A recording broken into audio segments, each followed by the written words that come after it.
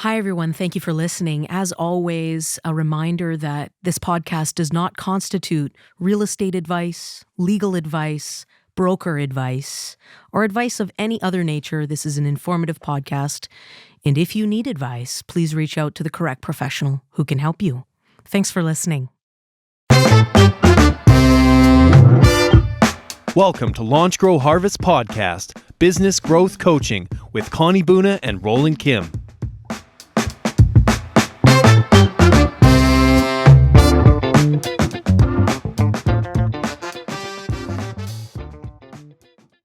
Hi, everybody. I'm Connie Boona. And I'm Roland Kim. And this is the Launch, Grow, Harvest podcast. And today I'm very excited. We have an awesome guest joining us all the way from Ontario, Gary McGowen. Hi, Gary. How you guys doing? Really good. Really good. It's a beautiful Thursday morning here in Vancouver, BC. And Gary, we've invited you on the podcast today because we love talking to other business owners and business leaders and learning from them and gaining experience from their knowledge. So jazzed to have a conversation with you today. It's a pleasure to be here, and feelings are mutual. When I go on podcasts, whether I'm the one interviewing or being interviewed, I love it because I always find there's a great learning environment for everybody. Definitely. Recently, I saw you interviewed Mark King, our president of Keller Williams, and just wanted to talk a little bit about some of the takeaways that you had from there. Yeah, we did have that opportunity. My business partner and I, Colin Campbell, had the opportunity to track him down and say, sit. And he obliged, and he had only 10 minutes to give us. But I got to tell you guys, it was probably the highlight of that day, being able to sit with our president for those 10 minutes. And it's funny, the questions that you ask when it's just on the spot and just the insight that he has and the willingness to share. And we talked a lot in those 10 minutes. One of the things I remember asking him was funny because I had set the question up with, I had been in one of his training sessions 3 or 4 years ago, and it was a great opportunity to meet him. And this is the funny part. I couldn't remember exactly what he said. And we had a little chuckle about that. And what I do remember though, is there's so much opportunity, whether you're in Keller Williams or not. And it's just a matter of seizing that opportunity. And he got really deep on us with that, just the tremendous amount of opportunity that is in front of us. If you're open to sharing it, I'd love to hear from you on like hearing that insight. Could you share one or two things that for you was sort of like a light bulb around how that may have changed the trajectory of your business in 2023? Just that conversation? Yeah, for sure. And it's something that really came to light over the last few weeks. And one of the questions that we love to ask on our podcast and when we're interviewing other people or just talking to other people, and one of those questions is, and I thought I was so insightful, meaning who opens the door for you, right? Or who opens doors for you? And over the last several years, the response we kept getting back, or I kept getting back, was as people kind of went internal and thought about their answers, the question that kept coming, or the answer that kept coming up over and over again is, I do, myself. And I'm sure we lean on other people to help us maybe get a foot in the door or what have you, but it really came down to just taking your own action and doing it, and then obviously following through and going through that door. But that was probably my biggest aha, especially when Mark and I and Colin were talking. Just we do rely on other people, but you got to rely on yourself. That whole bet on yourself thing is definitely a high piece of success for entrepreneurs. Cool. Gary, I want to, before we launch too far into our conversation today, can you give me a very quick bio of who you are in Keller Williams and who you are in your business capacity, and the insights that you're learning as a business owner? Yeah, for sure. So I started my career at KW over 10 years ago. And the quick story is, during that time, I've had, great opportunity, great success, and being able to start and launch my own team, launch my own location, became the general manager of 10 10 or so offices. And now I find myself as the director of new development for one of the brokerages here in Ontario, Keller Williams Brokerage in Ontario, which allows me to, have opportunities like this and talk to our top producers, find what obstacles perhaps they're having, work with them to overcome those obstacles, seek out new business opportunities and ventures. And with all that said, I still have my real estate business that I take care of, right?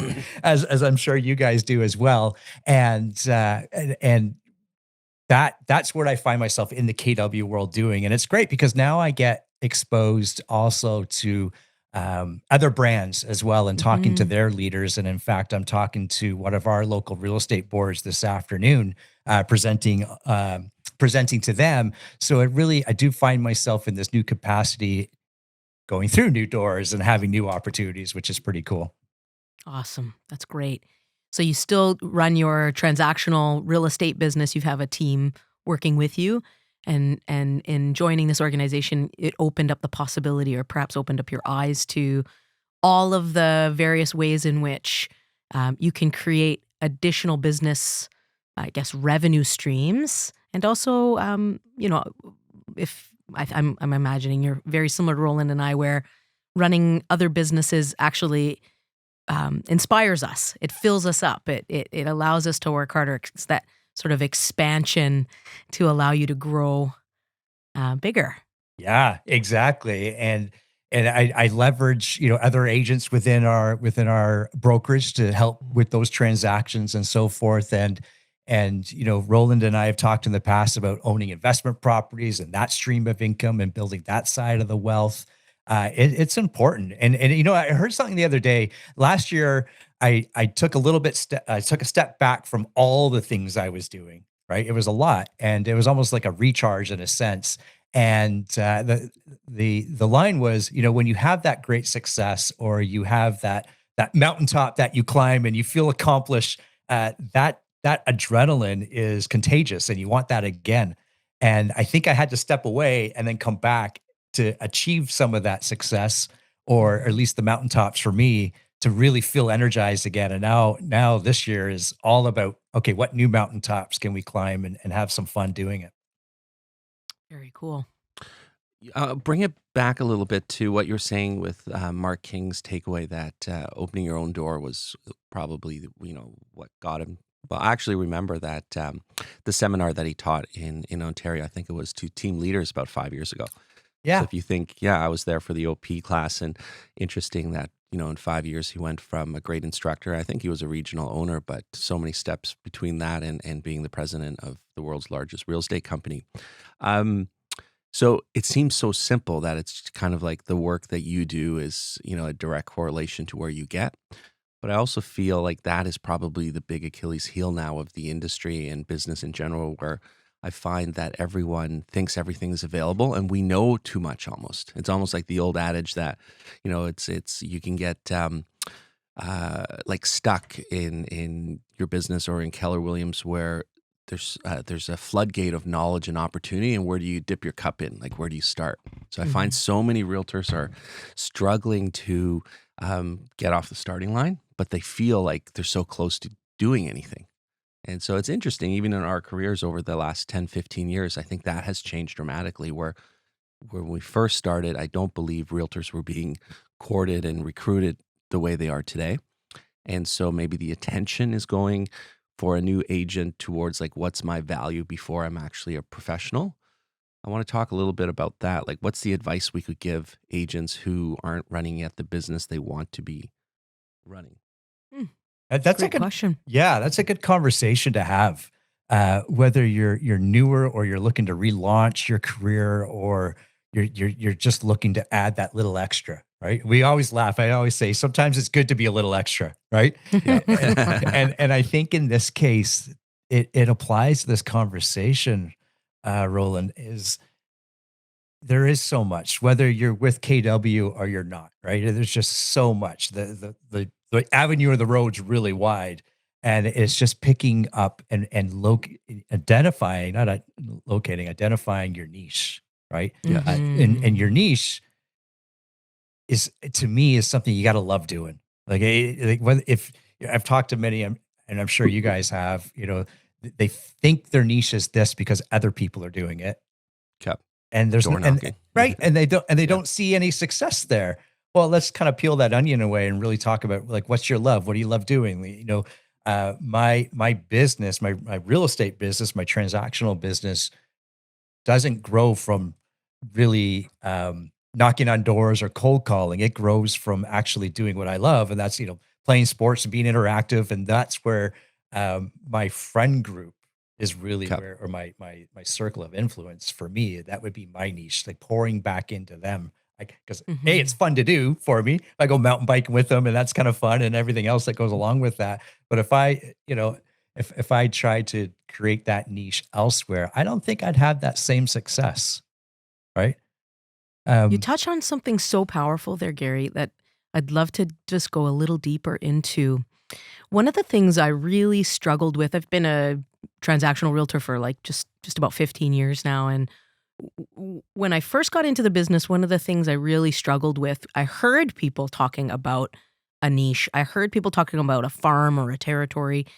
And I just couldn't, at that stage in my life and in my business, I couldn't wrap my head around it. But then I started realizing or noticing, gosh, if I just business seems to just come. I went to the gym today and I ran into somebody, and isn't that cool? And it took me a long time to draw the line between being authentic in who you are, doing what you love, and coming at those relationships that you're building in those environments with authenticity, and not forgetting to share with those people that you're a business person and this is what you do and here's how you would love to help them or their friends. That connection between the authenticity of being in an environment where you feel totally at ease and natural and welcome, and also being having the business mindset to not be shy about saying, and also I run this amazing business and I love to work with people just like you. yeah, yeah, you nailed it. And I think, in any other industry, people are happy to share what they do for a living. Mhm. Right. And yet sometimes I think whether you're in sales or certainly in this industry, because everything that we do is based on, what we say and what we do. Right. And that's where our income comes from, in a sense. Sometimes I feel like people need permission to say what they do. Mhm. Right. Mhm. When I meet people, I mean other realtors, Yes. and it's almost like, if you need that permission, here it is. Right. Like, other your friends, your colleagues, your people at the gym, whomever that you come into circles with, uh, it's okay. It's okay to have that 1 or 2 minute little sales pitch and then move on with the conversation. If they circle back to it, awesome. But you do gotta tell them and then remind them, right? And Gary, do you have a structure that you follow to, if you have a good interaction while you're on the trail with your buddies and, someone says, "Oh, yeah, I just talked to somebody at work, like they're looking to sell their place. Let's pick it up after beers." Like what's your process? How do you kind of capture, track and follow up on that lead? Yeah, that's a great lead, right? Because now you're being the one referred to, Mm, and you do have to follow up. Send me their number. Can I call them? And you, this is where you do have to ask for a little bit of permission, but you got to be forward in it, right? Can I call them? Can I reach out to them? Can you make that connection for us? And take it from there. And it's obviously you want to be able to get knee to knee with them and go for a coffee or what have you, and make that interaction, make that introduction. But I find when you can have that friend or colleague make that introduction for you, that's gold. And then you got to follow up with it. Don't let it mhm. go to the wayside, right? You do everything you can and put that into whatever. If you got a CRM system or whatever, we don't care what it is. Just use it, right? That's right. Your best CRM is the one you actually Yeah, open up. yeah, yeah, Yeah, I going back a little bit to like your sweet spot, your niche, and as you expand in the business and age in the business, you find like, wow, there's I can actually find clients the way I want to, but it's all predicated on we worked hard initially. Like we were working clients outside of our space. Oh my gosh. Yeah. And we were taking clients in areas and learning about product that we no longer would want to work in because it's not our sweet spot. It's not, the focus. And I think that's underestimated in today's market. I almost feel like we shy away from telling that to realtors. Like if I think of the average weekend, and I'm not saying that, my success is that you can't get success with less work, but I remember doing 2 open houses on a Saturday. I worked with a buyer before and 2 buyers afterwards. It's very rare that I'm seeing a realtor do that. And it's interesting because I feel like we in many ways have so much more at our fingertips and are almost frozen in activity. And that's really where like I think a huge opportunity is of helping the next generation is they can get a lot more leverage out of their time, but how do we teach them the basics? Good question. This is all about learning from others. Who were your big teachers, Gary? Who did you learn from?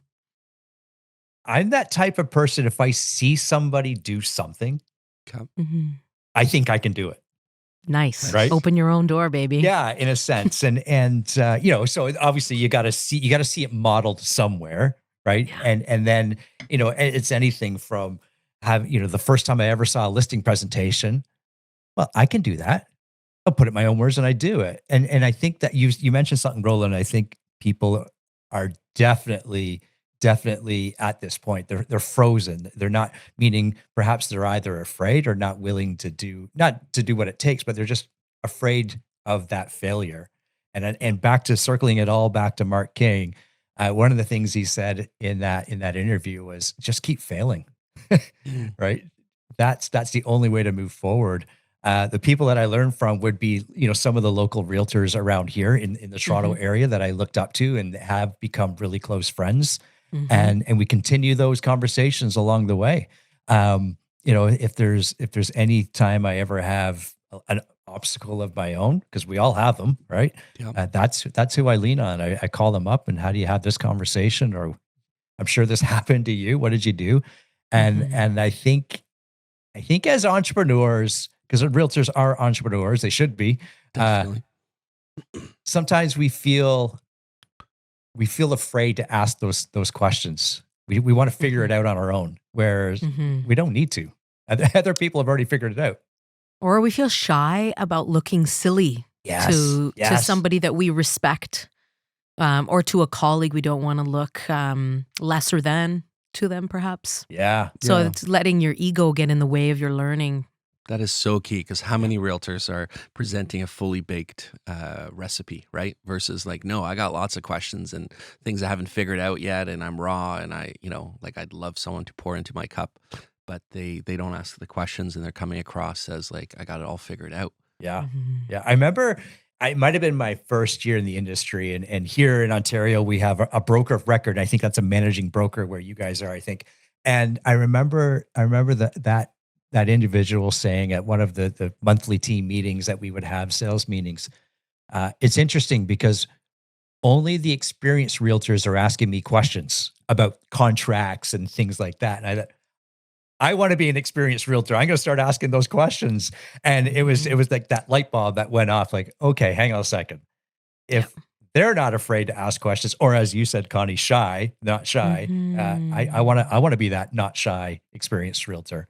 Mhm.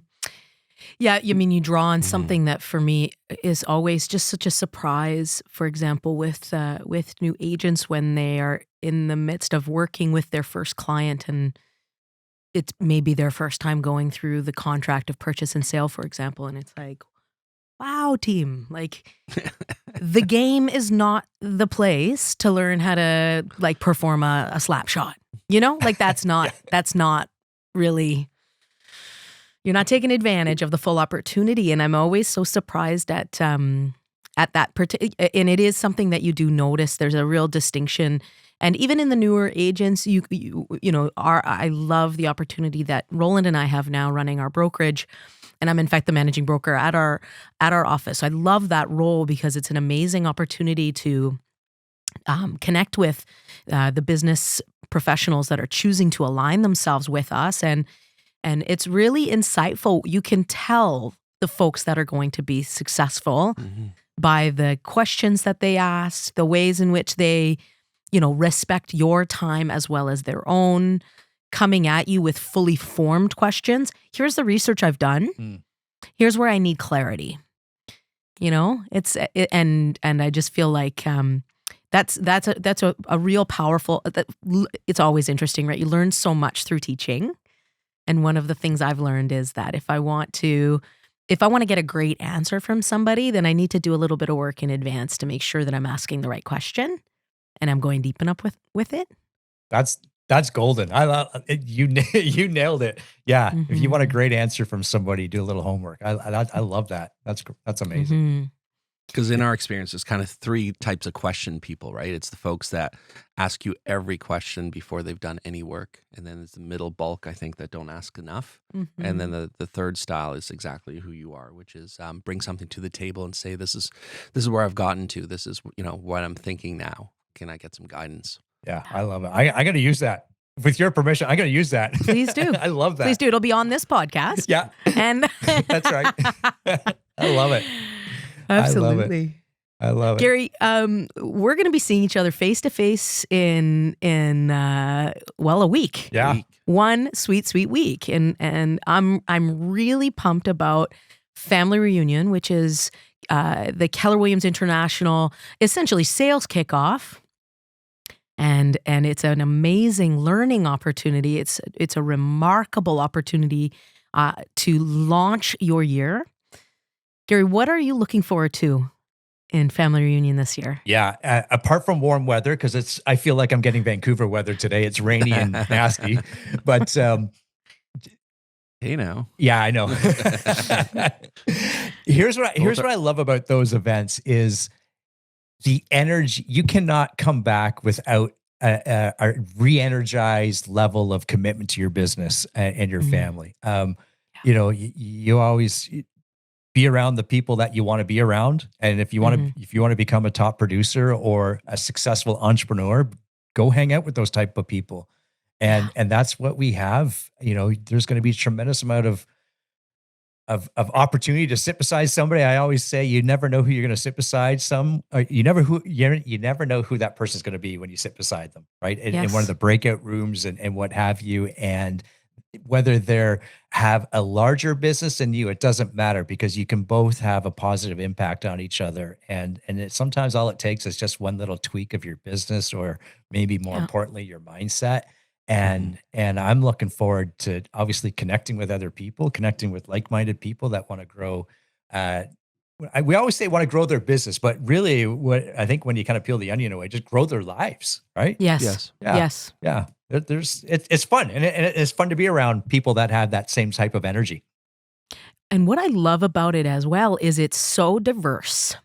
Like there is so much content to experience.